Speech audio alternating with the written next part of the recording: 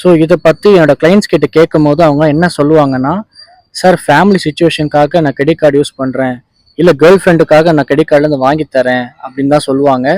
நீங்கள் வாங்கி தரதுல எந்த விதமான பிரச்சனையும் கிடையாது. உங்கள் சேலரி லிமிட் என்னவோ அதுக்கேற்ற மாதிரி யூஸ் பண்ணீங்கன்னா நீங்கள் ரொம்ப சேஃபாக இருப்பீங்க. இல்லை சேலரி லிமிட் தெரியாமல் நீங்கள் அதுக்கு மேலே யூஸ் பண்ணீங்கன்னா பிரச்சனையில் மாட்டுறது நீங்கள் மட்டும்தான். ஓகேங்களா? ஏன்னா இந்த பேங்க்காரங்கெல்லாம் இந்த 36% இன்ட்ரெஸ்ட்டு, லேட் ஃபீ, இல்லை அதுக்கு மேலே இருக்கிற ஜிஎஸ்டி இதை பற்றிலாம் எதுவுமே அவங்க சொல்ல மாட்டாங்க. அவங்களோட மெயின் ஃபோக்கஸ் என்னன்னா இந்த கிரெடிட் கார்டை உங்ககிட்ட சேல் பண்ணிடணும்.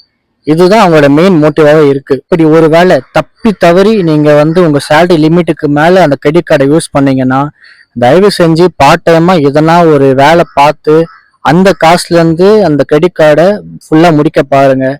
அப்படி ஒரு வேலை முடிக்காம நீங்க டியூ பேமெண்ட் தாண்டிட்டீங்கன்னா அந்த இன்ட்ரெஸ்ட் உங்களை சும்மாவே விடாது. இதுதான் கிரெடிட் கார்டோட டார்க் சைடு.